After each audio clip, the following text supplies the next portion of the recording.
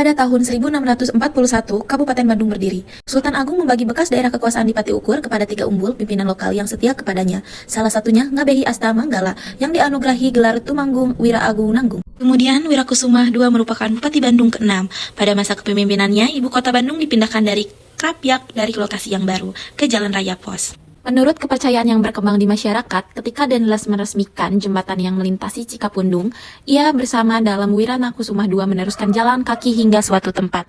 Kemudian pada tanggal 25 Mei 1810, Danelas meminta Bupati Bandung dan para Kamuncang memindahkan ibu kotanya.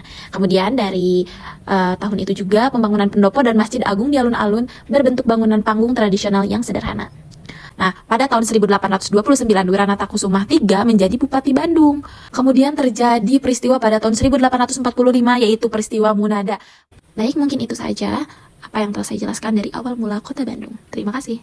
Halo, di sini saya akan melanjutkan Bandung Europe in the Tropan. Pada 1864, Bandung menjadi ibu kota Karisedenan Priangan, yaitu wilayah administratif di bawah pemerintah Hindia Belanda di Jawa Barat. Selanjutnya ada 23 Mei 1866, yaitu HIS dibuka di Bandung. Selanjutnya 1867, kediaman Residen Priangan rampung dibangun, yang kini digunakan sebagai rumah dinas Gubernur Jawa Barat dan dinamakan Gedung Pakuan. Nah, selanjutnya 1870, dikeluarkannya Undang-Undang Agraria, yang terbukti memberi banyak andil bagi pembangunan sosial dan ekonomi di Bandung. Pada tahun 1874, R.A. Kusuma Dilaga diangkat sebagai Bupati Bandung. Pada tahun 1871, Adolf dan Maria Homen membuka usaha penginapan yang asal-muasalnya dari rumah merekanya sendiri.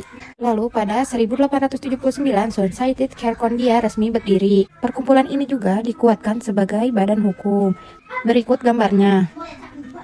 Pada tanggal 17 Mei 1884, peresmian jalur kereta api Cianjur, Bandung. Pada periode ini, Bandung mengalami perkembangan pesat sebagai pusat administrasi. Sehingga, pada periode ini mulai banyak pembangunan infrastruktur seperti pendirian kolam renang Cihampelas, pembangunan rumah penduduk yang terletak di Astana Anyar, dan masih banyak lagi infrastruktur lainnya. Pada tahun 1903, Bandung dirancang untuk menjadi pusat militer. Bahkan, bukan hanya dirancang sebagai pusat militer, tapi pada tahun 1916, Bandung pun dirancang untuk menjadi pusat pemerintahan Belanda. Kira-kira, kenapa Bandung ya? Karena pada saat itu, pejabat kolonial Belanda menilai bahwa Bandung memiliki iklim yang sejuk, juga pemandangan yang indah. Pada tahun 1918, R.A.M. Wiranatakusuma V diangkat menjadi Bupati Bandung. Ia menjabat selama 2 periode. Pada tanggal 3 Juli 1920, Institut Teknologi Bandung atau ITB didirikan oleh pemerintah kolonial Belanda dengan nama De Technische Hogeschool te Bandung atau THB. ITB menjadi sekolah tinggi teknik pertama di Indonesia. Pendirian THB bertujuan untuk memenuhi kebutuhan tenaga teknik di Indonesia pasca Perang Dunia I. Kongres Perempuan Indonesia yang dilaksanakan di Bandung tahun 1938, yang dimana isi dari kongres ini terkait persoalan hak memilih dan dipilih. Lalu pada tahun 1938 juga terpilihnya Pura Direja menjadi anggota Gementeran Bandung. Lalu 2 Oktober 1941 dibukanya KMA Bandung, yaitu Akademi Militer yang dibangun untuk menciptakan perwira Hindia Belanda. Pada tanggal 12 Januari 1904, Raden Dewi Sartika mendirikan sekolah istri di Bandung. Sekolah pertama bagi perempuan pribumi yang mengajarkan keterampilan dasar seperti membaca, menulis, berhitung, serta keterampilan rumah tangga. Sekolah ini menjadi pelopor pendidikan bagi kaum perempuan dan menjadi tonggak penting dalam perjuangan emansipasi perempuan di Indonesia. Pada tanggal 25 Desember 1912, 3 serangkai Does Dekker, Dr. Cipto Mangunkusumo, dan Suwardi Suryaningrat mendirikan Indische Partij, yaitu organisasi politik pertama yang secara terbuka menyerukan kemerdekaan dari Belanda. Setahun kemudian, pada tanggal 20 Juli 1913, Paguyuban Pasundan didirikan oleh mahasiswa Stovia di Bandung sebagai organisasi kedaerahan Sunda yang bertujuan memajukan budaya, pendidikan, dan kesejahteraan masyarakat Sunda dalam konteks pergerakan nasional. Pada tanggal 17 hingga 24 Juni 1916 diselenggarakan Kongres Sentral Sarekat Islam di Bandung untuk menyatukan cabang-cabang Sarekat Islam dan menetapkan Hos Cokro Aminoto sebagai pemimpin untuk memperkuat perjuangan politik rakyat pribumi. Kemudian pada tanggal 2 hingga 4 Juni 1922, Indi Kongres diadakan di Yogyakarta sebagai forum bagi organisasi pergerakan untuk menyatukan kekuatan, membahas masa depan rakyat pribumi dan mendorong persatuan serta kesadaran kebangsaan.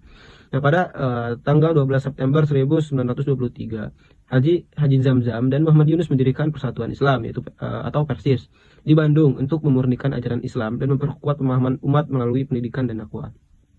Selanjutnya, pada tanggal 9 April 1926, Soekarno mendirikan Algemene Studi Club di Bandung sebagai wadah diskusi politik kaum muda yang menjadi cikal bakal lahirnya Partai Nasional Indonesia. Pada tahun 1946, 20 Mei, Divisi Siliwangi lahir. Kemudian, pada tanggal 10 Julinya, ada peledakan gudang Mesiu Dayakolot. Nah, kemudian di tahun 1947, 4 Mei, RAAM Surya Kartalegawa memproklamirkan negara Pasundan. Tanggal 14 sampai 22 Desember, Kongres PNI di Bandung menjelang pemungutan suara. Dan pada tahun 1956 ada pendirian perguruan tinggi di Bandung. Pada tanggal 1 Mei-nya, yaitu ada peringatan Hari Buruh di lapangan Tegalega. Kemudian di tanggal 3 Mei ada pembukaan Karangsetra. Di tanggal 20 Mei-nya ada peringatan Hari Lahir Kodam Siliwangi di lapangan Tegalega. Dan tanggal 25 Desember ada tamu Presiden Yugoslavia Josip Broz Tito di Bandung.